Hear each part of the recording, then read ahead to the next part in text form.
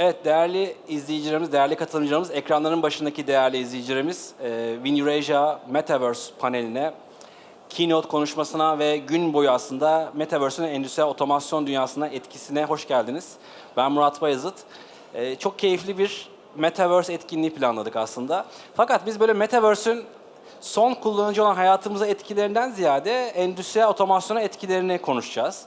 Dolayısıyla ben ekip arkadaşım WIN-EURASIA Proje Direktörü Sena Mengül'ü de alkışlarınıza bir sahneye davet ediyorum. Teşekkür ederim Murat. Sena hoş geldin. Teşekkürler.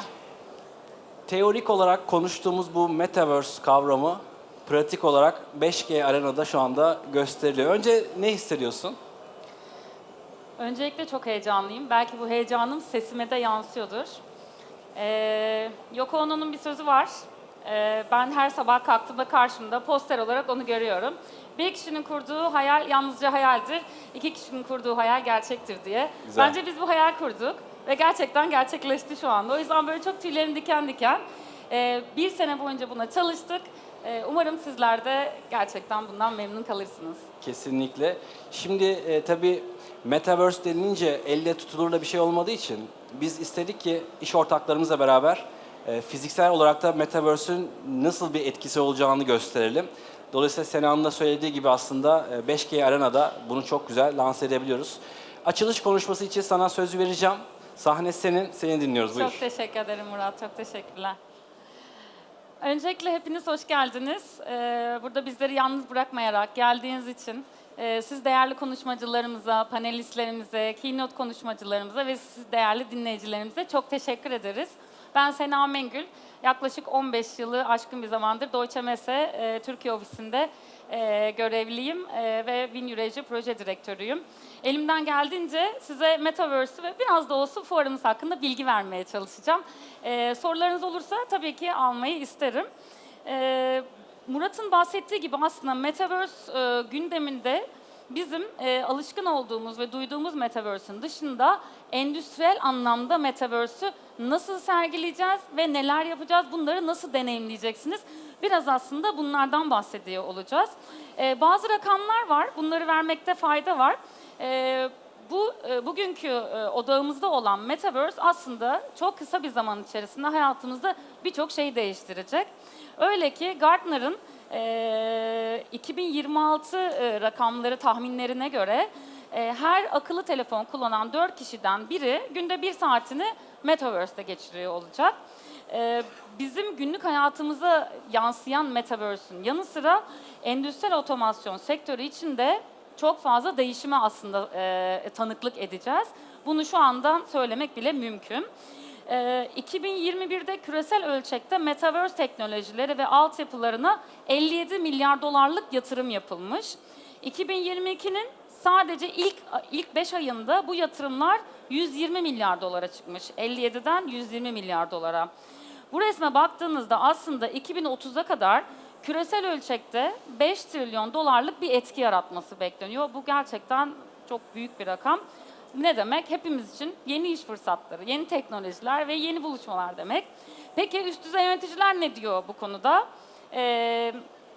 450 üst düzey yöneticinin katıldığı bir anket yapılıyor. Bu araştırmayla %95'i Metaverse'ün endüstriyel üzerinde olumlu bir etki yapacağını söylüyor. Yaklaşık 1/3'ü endüstrilerin işleyişinde önemli bir değişiklik yaratacağını söylüyor. Ve önümüzdeki 5 yıl içerisinde kurumsal gelirin %15'inden fazlasını da Metaverse üzerinden inananların oranı da %25'i buluyor. Yani aslında rakamlar Metaverse'ün ileride iş hayatımıza, iş yapış şeklimize, endüstriye çok fazla etkide olacağını söylüyor. Bildiğiniz üzere WIN-EURASIA sadece imalat endüstrimizi uluslararası ve bölgesel alanda ulaştıran bir fuar değil. Yani bizim aslında alışılmış fuarcılık ve fuar düzeninin ötesinde bir misyonumuz var. Biz aynı zamanda teknoloji trendlerinin ilk defa sergileneceği bir fuar olma misyonu hissediyoruz üzerimizde. Peki bu sene 5G Arena'da Metaverse'te ne göreceksiniz? Çok kısa onlardan bahsedeceğim size. Türkiye'de ilk defa 5G altyapısıyla endüstriyel Metaverse hikayelerinden biri Örneğin MCS grubunun yaptığı bir tasarım. Adı Meta Endüstri. Proje kapsamında iş süreçleri fabrikaya gidilmeden Metaverse evreninden uzaktan izlenebilecek. Bunu 5G alanımızda deneyimleyebileceksiniz. Bir diğer proje de Festo ve Anot'un entegrasyonuyla Digitalis firmasının dijital ikiz konseptiyle HTC firmasının kablosuz VR gözlük çözümleriyle tabii ki sponsorlarımız, kendilerine tekrar teşekkür ediyoruz. Nokia ve Turkcell Dijital İş Servislerinin de bağlantısıyla bir 5G alanında bir tasarım oluşturduk. İsmi Endüstri 5.0. Belki bazılarınız için yeni bir konsept bile olabilir. Endüstri 5.0 geleceğin fabrikası. 5G alanımızda yetkililerimiz var. Her firmanın başında mutlaka use case'ler, senaryoların başında yetkililer var. Sizlere bunları deneyimleme imkanı yaratacaklar. Bir diğer konsept ise Simtek ve Digitalis iş ortaklığında olan tasarımımız. VR gözlükler üzerinden dijital bir fabrikanın iş emirleri Metaverse üzerinden 5G ile haberleşiyor ve yönetiliyor. Ve aslında işin geleceği resmediliyor. Bu yüzden kendilerini ziyaret edebilirsiniz. Biz açıkçası çok gururluyuz. Fuar olarak bunu ilk defa halka açık bir şekilde organize ettiğimiz için çok da mutluyuz. Yaklaşık 25 tane senaryo var burada. 25 farklı firmayla uyguladığımız senaryoyu deneyimleyebilirsiniz. Son olarak tabii mutlaka bahsetmeliyim. Özellikle bugün bu konferans için yurt dışından gelen Nokia Avrupa CTO'su Asfar Aslam'a ve Doktor Zafer Karadayı'ya çok teşekkür ediyoruz. Bizleri kırmayıp, davetlerimizi kırmayıp geldikleri için. Metaverse'ün otomasyona ve yeni iş modellerine etkisi ve yeni dünya. Metaverse panellerimize yer alan 14 konuşmacımız, Metaverse teknolojilerin endüstri dünyasında yaratacağı hareketleri ve tamamen etkileri üzerine konuşacaklar. Bizden sonra paneli izleyebilirsiniz. Son olarak fuarla ilgili birkaç not vermem gerekirse, Hannover Messe'nin Türkiye'deki temsilcisi olan WIN-EURASIA fuarı, bugün kapılarımızı açtık. 28.000 metrekarenin üzerinde bir standlı katılımla yaklaşık geçen seneye oranla %15 artıştayız diyebilirim. Bunu da böyle kısaca söylemiş olayım. Toplam 6 salonda enerji, elektronik, lojistik, iç lojistik çözümleri, endüstriyel otomasyon, metal işleme, endüstriyel üretim makineleri, kaynak, robotik teknolojiler hepsinin bir arada bulunduğu bütün ürün gruplarının olduğu 360 derece imalat sanayi aslında. Türkiye, Avrupa, Asya, Orta Doğu bölgelerinden 640'ın üzerinde katılımcımız var şu an standlarda. Almanya, Tayvan, Kore ve Çin'den ülke pavilyonlarımız bulunuyor. Hepsinin standlarında ziyaret edebilirsiniz. Yaklaşık 40.000'e yakın bir ziyaretçi bekliyoruz bu 4 gün içerisinde. Sizleri endüstriyel Metaverse konuşmak üzere ben tekrar Murat arkadaşımı sahneye çağırıyorum. Ve geldiğiniz için çok çok teşekkür ederiz. Bizlerle olduğunuz için çok memnunuz. Her şey için çok teşekkür ederiz. Teşekkürler Senacığım. Seni şöyle yerine uğurluyorum. Benim de size aktaracağım bir sunum var ama ben işi biraz daha farklı bir kısmını anlatacağım sizlere. Şimdi bu Metaverse çok fazla konuşuluyor. İşte Gartner'ın raporlarına göre 2026 yılında her 4 kişiden bir tanesi günde 1 saatinde Metaverse'te geçireceğiyle ilgili ama bence biraz suyu bulandırdık ya. Bu gerçeklik kavramını çok fazla kullanmaya başladık. Bir şeyleri de fazla kullanınca çok çabuk böyle çürütüyoruz. İçi boş kalıyor. Dolayısıyla ben size işin sosyolojik ve psikolojik tarafını anlatayım. Nedir bu gerçeklik? Tek mi gerçek var veya daha fazlası mı var? Hatırlarsanız anneannelerimizin, dedelerimizin sözünü onlar için doğru ve gerçek bir taneydi. Şimdi ise 20 tane gerçek var. Hangisi gerçek, hangisi değil? Dolayısıyla benim sunumumda tek bir gerçek var mıdır üzerine evriliyor olacak. Şimdi bu beyaz tavşanı izle hikayesini biliyorsunuz Matrix filminde. Aslında ilk gerçeklik nedir sorusunun cevabını biz orada aramaya başladık. Yani gerçek dünyada yaşıyorlar ama sanal dünyada yaşamaya başlıyorlar. Sanal dünyada öldükleri zaman gerçek dünyada da ölüyorlar. Dolayısıyla neyin gerçek, neyin yanlış olduğunu, neyin gerçek olmadığını sorguladığımız bir dönemin başlangıcı 2001 yılı Matrix filmiyle aslında hayatımıza girdi. Dolayısıyla bugün beyaz tavşanı izle mottosuyla bakalım sizleri neyle karşılaştıracağım. Şimdi gerçek değilse neden korkuyorum? Ben bir VR uygulaması deneyimledim HTC'nin standında.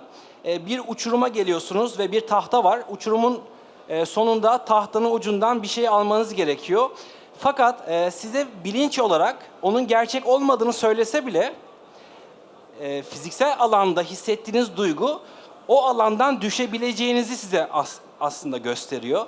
Dolayısıyla eğer bu gerçekten gerçek değilse, yani ben bir VR gözlük taktım ve o alanda yürüyorum fakat bunun gerçek olmadığını bile bile neden gitmiyorum o alana ve neden korkuyorum sorusunun cevabı işte aslında bu. Gerçek mi? Gerçekten gerçek değil mi?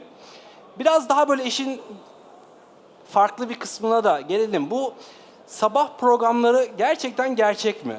Yani eğer bir kurgu yoksa, yani eğer bir teorik olarak önceden planlanan bir şey yoksa bu reality show'lar gerçekten gerçek mi?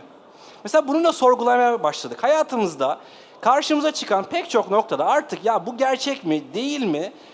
İşte bu Survivor yarışmaları kurgulanmış mı, değil mi sorgusunu psikolojik olarak devamlı sorgulamaya başladık.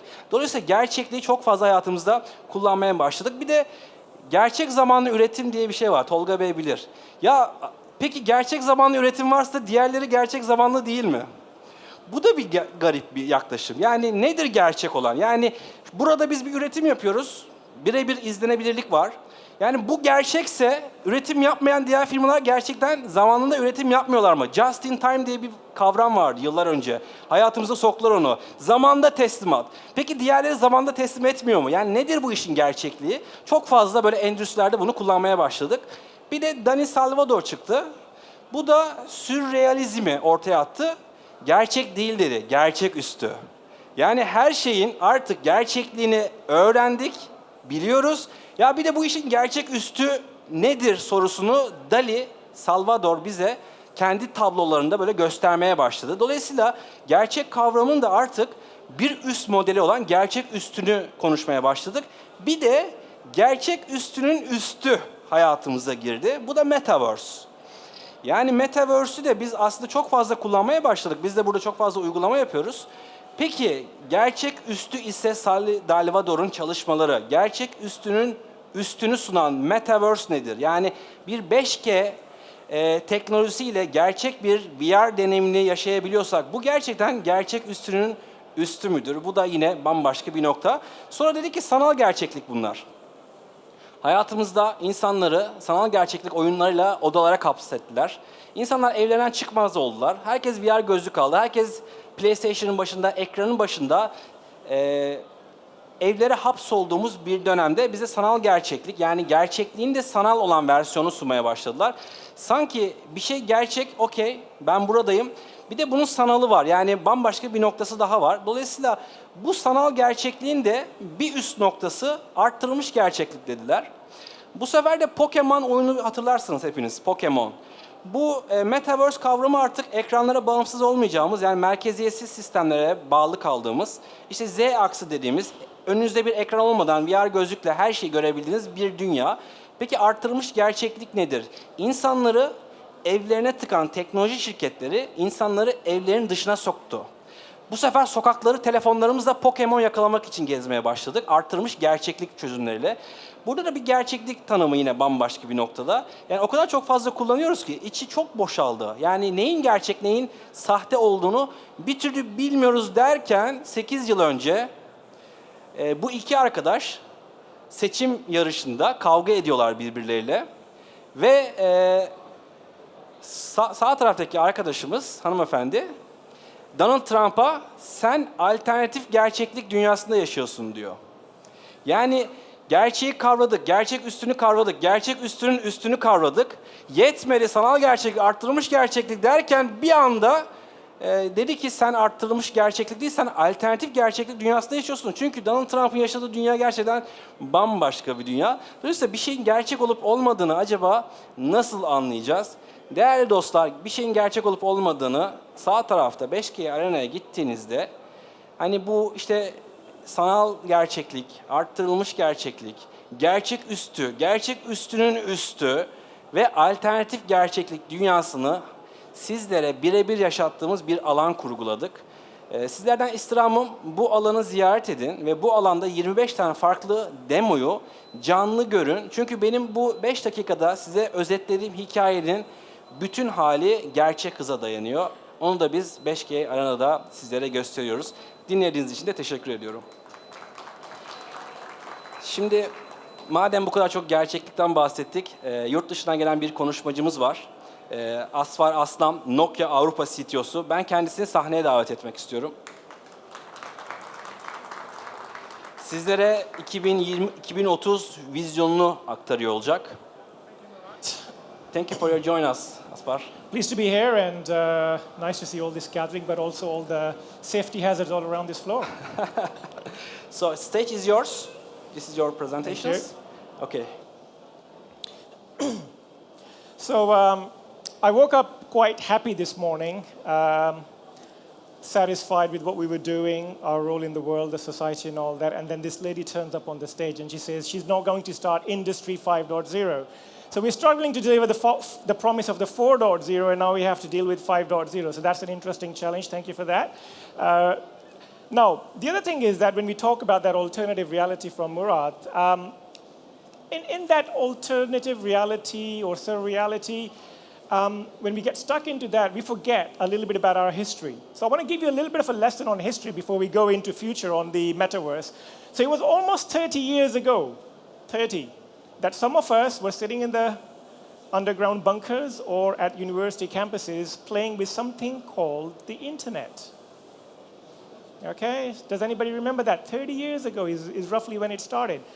And nobody knew what it was going to be, what it would do, and how it would change the world. But some people had an idea. It's an interesting, useful thing that connects people and machines together.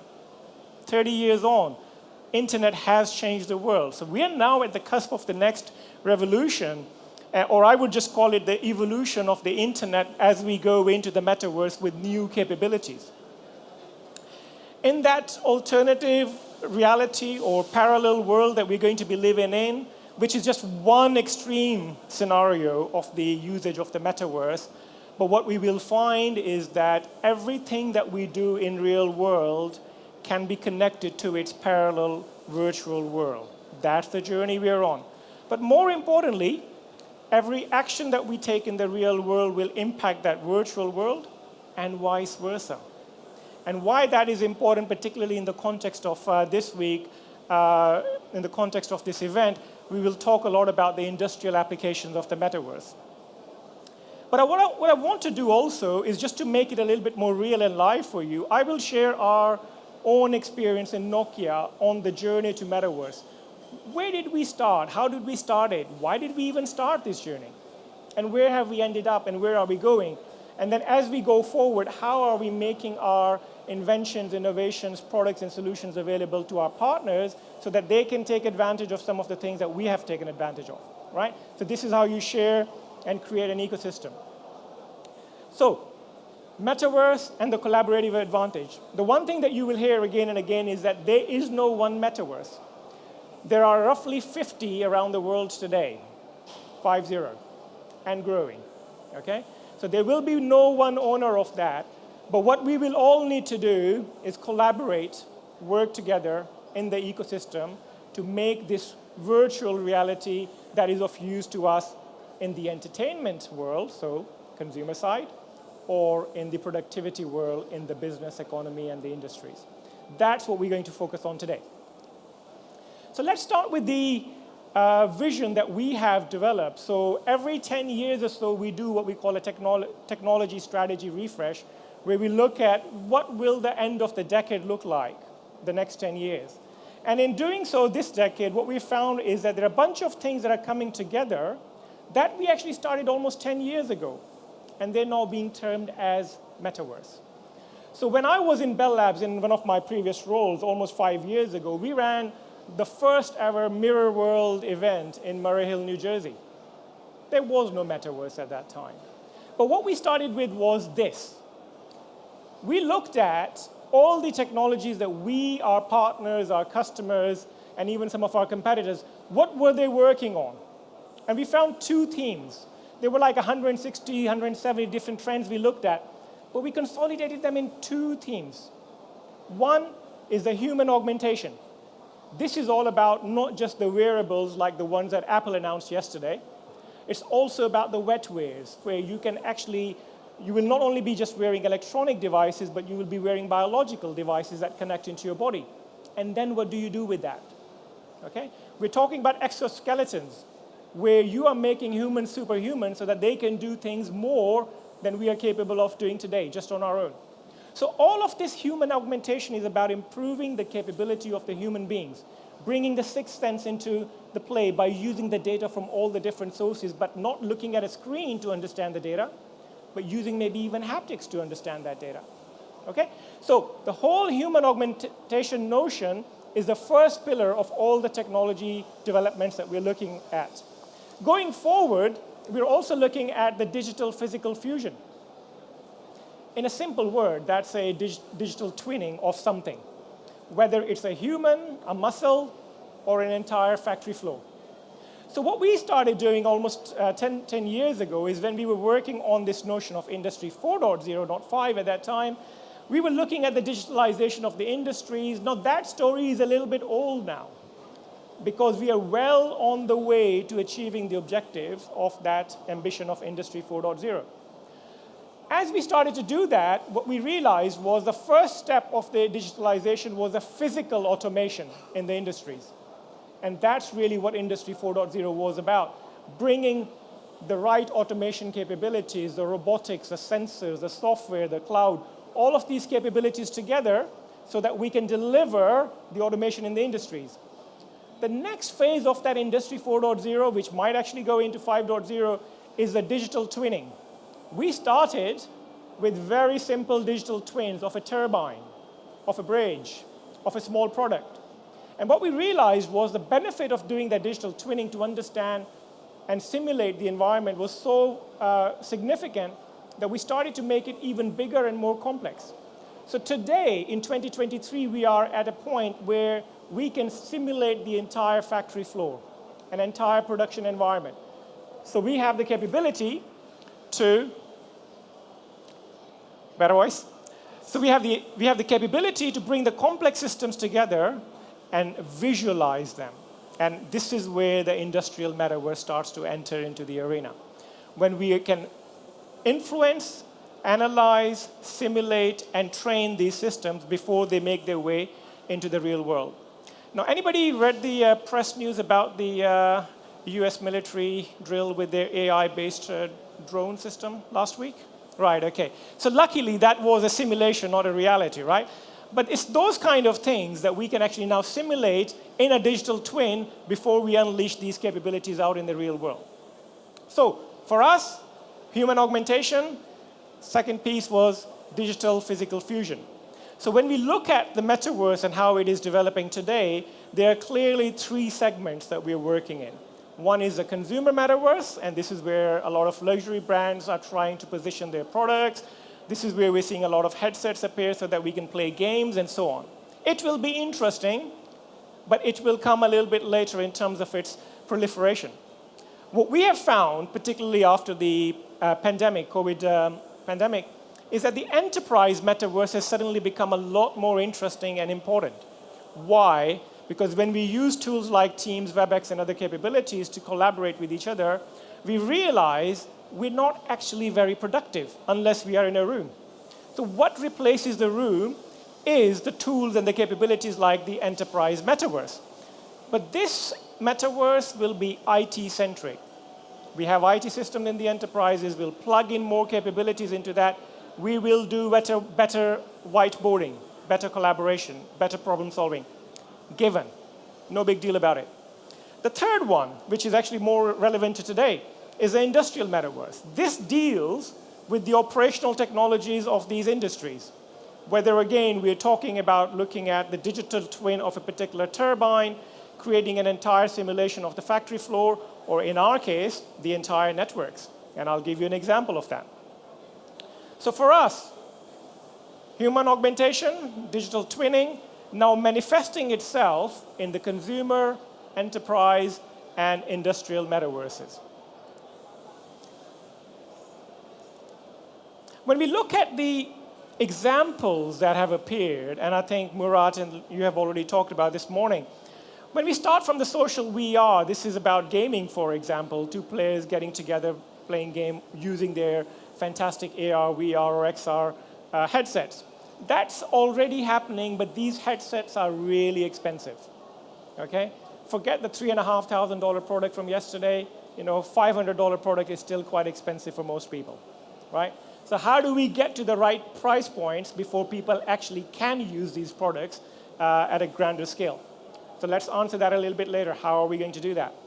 Spatial shopping. This is an interesting one because when I first saw smart mirrors almost 3 years ago, I was like, whoa, what's going on here? So you turn up in front of this mirror and it shows you, of course the mirror does that, but now you can select which clothes you want to try on in front of this smart mirror.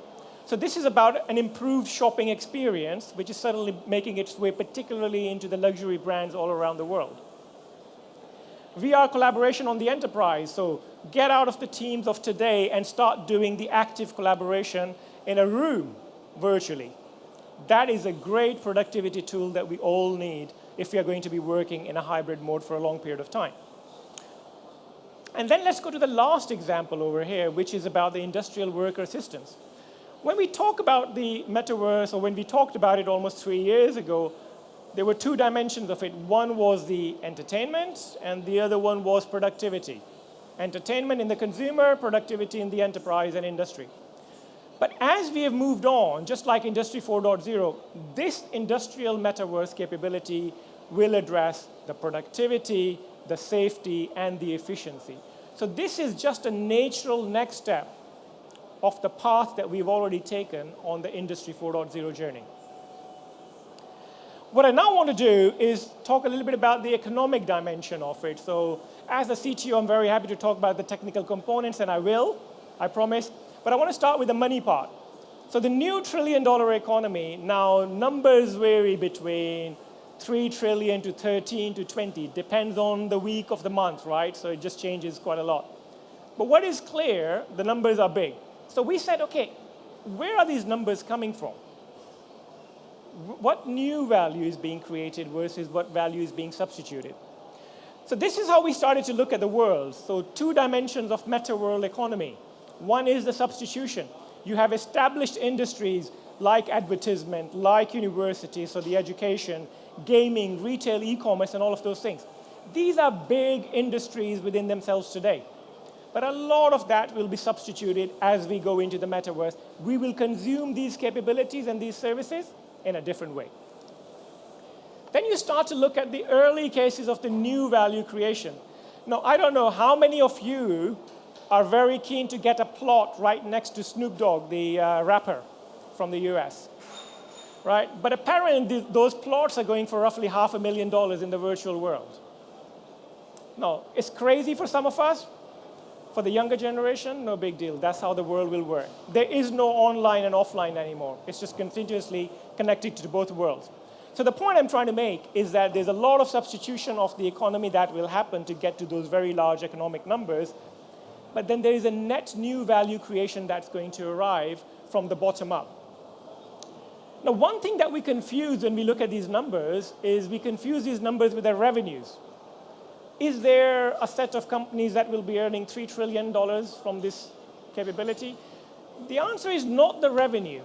It's really about creating a new economy, just like the economy of the United States. You will have legislations, you will have regulations, you will have protections for the consumer and the businesses. So this isn't about just creating a new platform, a new headset, and a new network. It's actually about creating a totally new environment that needs to be controlled so that people can feel safe in that environment. So it's about creating a new economy, not just mere new revenues. So if I move on from this $1 trillion economy, the concept of that and how things will be substituted or created, into what's happening today around the world, and we start to look at the global economy, chart missing, but that's okay. We will start to look at how the global economic structure looks like today. If you look at the GDP end of last year, we were roughly 85 trillion globally, okay, 85.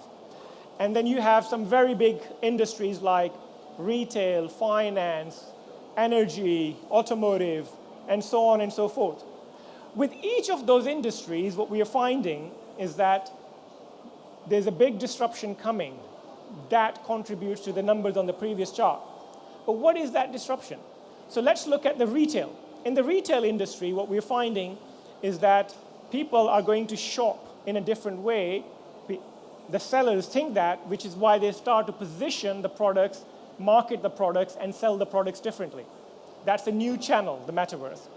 When we look at take the example of the automotive, the way we sell and service the cars is changing already for certain companies all around the world, and they're starting to see the benefits of positioning the service packages in a slightly different way.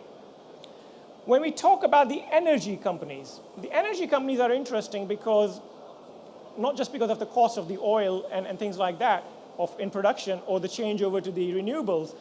What we're trying to do is find the optimization in their processes in the production. Can we make these industries more efficient?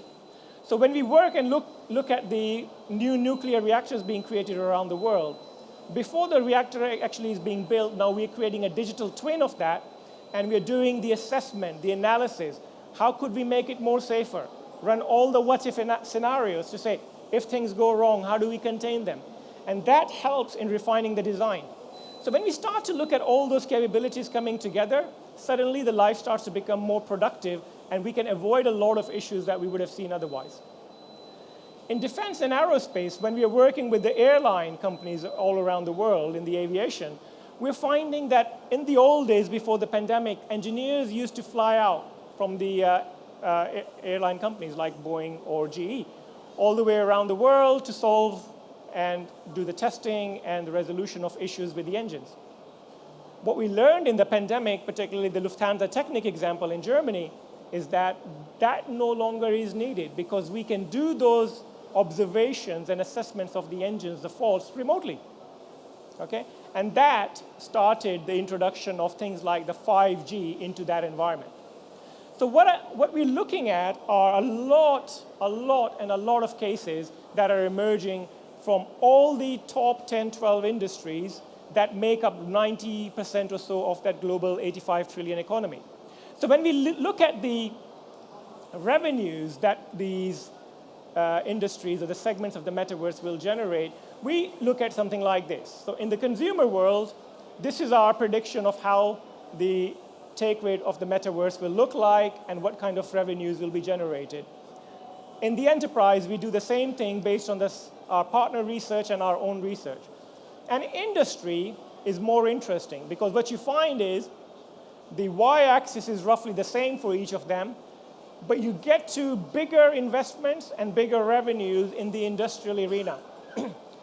And why is that? So why isn't the biggest investment and revenue generation going to happen here and faster? Partly because the devices are very expensive. Now, who can afford those devices are the large enterprises and the large industries who have a real problem to solve instead of entertainment, right? So this is where we are seeing the bulk of investment going and a lot of infrastructure being created. And when we work with these industrial partners, we look at the application stack, we look at the device stack, the network, and the cloud. And you will see how all the four things come together to deliver the services that we need to deliver in that environment. So the big message for you, this is the right place to be talking about metaverse because this is the part of the world, the economy, the society that will benefit first and more significantly because we're solving real world problems here. Maybe I should talk a little bit about 5G and 6G there as well. So the two lines that you see, we also wanted to understand at what point acceleration will happen in the industries or in consumer or in enterprises. And you can see that roughly at around 2025, we will launch something called the 5G Advanced, which will make these metaverse services a lot more reliable and a lot more consumable. So the process flows will happen better, the better capacity will be available, the latency will go down, which means the interaction with each other and the interaction with the machines or the interaction with the cloud will happen much faster. This is the chart that I actually wanted to talk about earlier on. This is that economic chart where we have listed down the contribution to the global economy in terms of trillions of dollars per year. So all the use cases that we talked about earlier, from how shopping will change to how automotive will change, those are very good examples. But maybe let's just pick up a couple of others, because the segments on the right, on the left-hand side to me are bigger, but as you go down, they're still very big. They're still trillion-dollar industrial segments. But if you look at the top 3 or 4, agriculture and healthcare sit over there. What we are finding is that here, the adoption is already quite a way ahead for metaverse technologies. In these segments, it's just starting. Okay? Now, one way we are just starting in these new industries is, take the agriculture example, is when you start the concept of arrow agriculture, vertical stacks of agriculture farming. Okay? What we're finding is that we have something new that we didn't have 5 years ago, which is a lot of data and a lot of points of references. So what the agriculture industry has suddenly realized is that they can use the digital twins of their farms, of their produce, and with all the data that's coming from around the surrounding area and other parts of the world, we have enough of a database so we can simulate the growth of these produce with slight variations in procedures and the process. And when we do that, we find that the yield starts to increase, right? So these are the new adopters of these meta-type technologies, the digital twin technologies. Finally, I want to spend a minute on the healthcare because, again, healthcare is relatively new going into the meta. Data analytics, they adopted a long time ago. AI, they adopted a long time ago. But it's about the visualization of that. And when we start to talk about, can we do a digital twin of the human immune system, that would be great, wouldn't it? Because then you can actually simulate a lot of diseases virtually, simulate a lot of threats virtually, and then learn how to deal with them. But that doesn't exist today. So healthcare has some way to go in building some of those capabilities, digital twins of that, things like human immune system. But the message is still clear, that each of these large industries will benefit significantly from the metaverse implementation. I want to talk a little bit about the Nokia's own journey. So I said we started in the last decade, almost 10 years ago. We started with the human augmentation. What kind of devices will you and I be wearing in future? That was the electronic devices, that was the vet wear devices, biological, and then that was exoskeleton type, mechanical devices.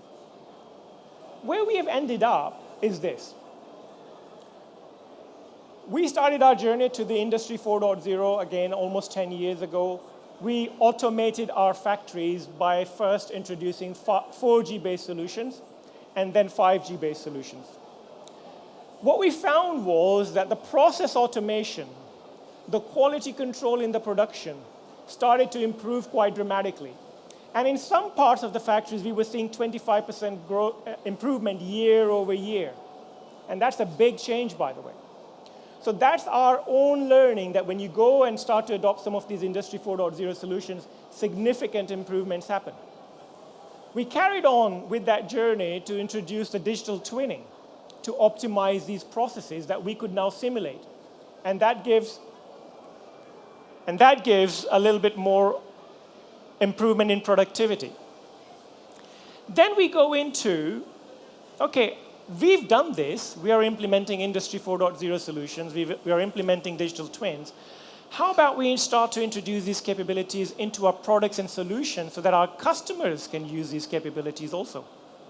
So, again, almost 5 years ago, we started to introduce this very carefully and very selectively into the portfolio. Where do we solve the biggest problems for our customers by introducing the digital twins? So, those who run big mobile networks all around the world will know that the towers are a big pain to work with. Difficult to access, difficult to do the maintenance work, and so on. So when we started to create the digital twins of a tower, what we realized was we were saving a lot of manual intervention at the site. We could do things remotely. We could use the 3D models of the site to actually tweak things, which saved a lot of money and time for our customers. So that was the start of our journey going into introducing the digital twins for our customers. We didn't stop there. That journey continued. But then we also realized that if we change the way we train our teams, so our technical workforce, but also our customers' technical workforce in a different way, could we make them more efficient, more productive, and safer?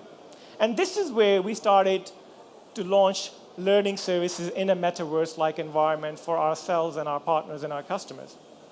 And then the final piece that we learned the really hard way, as a big company, big global corporation with talents from all over the world, we thought we could do everything by ourselves in-house. And the answer was no. So what we realized is that there was a need to open up our capabilities, make them available to other partners. Okay? And that started what we concluded on earlier on at the beginning of the session. There will be no one who can own the metaverse because it is such a vast, complex space that you really do need an entire ecosystem coming together. And that's why the power of collaboration between Nokia, our partners, our customers, we're bringing that together to deliver the solutions that we're talking about. If you look at the building blocks of the metaverse, roughly 4 entities start to take shape. We start ultimately with the metaverse user experience. Now here is a depiction of human. Actually, as you will hear from Deme tomorrow, we no longer build networks for humans. We build them for machines as well. This could be solved in the metaverse, right? And Tina will be able to control it from there. Is this better? Okay, good. So, Deme will talk about the machines part tomorrow, so let me focus on the humans today. But in terms of the metaverse ecosystem coming together, there are 4 pillars there. There's, of course, the devices, like the ones launched yesterday. There's the applications, there are the platforms, and there's the connectivity piece. All 4 must work in tandem before we can take full advantage of the metaverse services, before we can get to the right experience, before we can get to the right latency level, and so on and so forth. When we look at it from the device evolution point of view, this is probably the most technical chart in the whole deck. What you find is that there are 3 ways we can create metaverse for the end user device. Okay? It could be on your traditional devices, but they are very power and processing hungry. Okay? But you do need a very strong network and cloud service to work with your device to deliver the metaverse service. It's not very immersive because you're looking at a 2D screen. The minute you start to go into a 3D virtual augmented reality type scenarios, what we find is that the sum of the workload that was happening on that device needs to move into the cloud so that we can reduce the processing and the memory requirements on that device. The end result, the weight comes down, the power consumption comes down, and hopefully the price comes down. Okay? But when we do that, we need a very reliable network to be able to deliver those services. And that reliability is needed whether you are using a macro network from one of the mobile network operators in the country, or you're deploying a private wireless network on campus. In both the scenarios, you need a very strong network that can deliver the throughput and the latency requirements, and more importantly, the reliable connection. When we move down the stack, so this is where we make the device really dumb, some presentation capability, but most of the processing and the memory now sits in the cloud.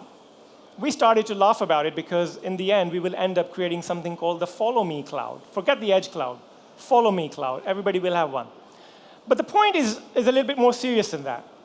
When we start to build these devices because we want to bring the costs down even further so that even more people can use these devices and services, we will need to rely more heavily on the cloud and the network. And when we look at different attributes, which you may not be able to see all of them here, but right at the end is the hybrid access. The hybrid access is actually about providing 4G, 5G services through a macro network, but also in the campus, in the enterprise premises. like these industries that we're seeing here this week.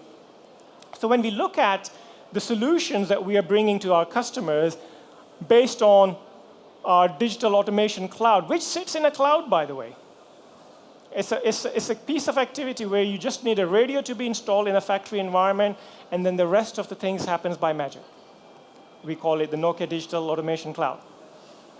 If customers require very low latency services on the premises, then what we're doing is we're bringing solutions using the radio and our PON and our transport technologies on the campus so that we can automate these services, and all the heavy traffic that comes from digital twinning and human augmentation can be dealt with on the campus. Real-time analysis, real-time decision making. Industrial edge. Well, if you're going to put a lot of cloud somewhere, you're going to put some cloud in the enterprise premises or the industrial premises as well. Multi-tenanted. It should run these capabilities, but also your own workloads for the machines, the robots that you're running here today. Devices and applications. But again, the final piece in the jigsaw is the openness. What we have realized that without working with the third parties, we will not succeed, nor will anybody else. So opening up our networks, software, services, the interfaces there with our third-party partners allow companies like those that we see here this week, allows them to create the right solution on the top, because we will not be creating them all the time. Okay? So the message is very clear. Without this openness, the Industry 4.0 or Meta in the industries will not happen. And that's the story that I wanted to share with you today. The journey that started 10 years ago, and here we are talking about the industrial metaverse and making it a reality in all the major industries and the segments. Thank you very much for your attention.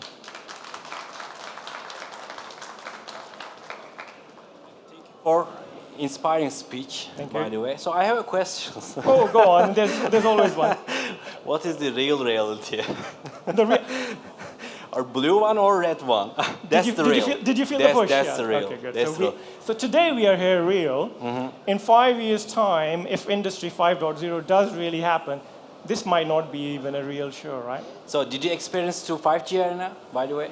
To the 5G arena? Yeah. Did you I'm going to have experience? I'm going to have a like chat with that? you. Absolutely wonderful. So thanks for the great Thank support. you. Thank you for inviting me here. Thank you for joining. Thank you.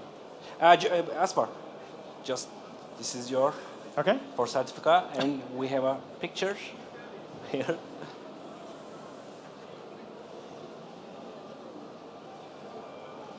Thank you. Thank you, Murat. Again. Thank you. Thank you. Evet, şimdi bir panelimiz gerçekleşiyor olacak. Koltuklarımız gelene kadar ben de biraz anlatayım. Emre Hekim, sevgili Emre burada mı? Emreciğim seni alayım ben şöyle yanıma. Hoş geldin. Şimdi Emre'nin de sesi var değil mi şu anda? Alalım Emre'nin sesini de.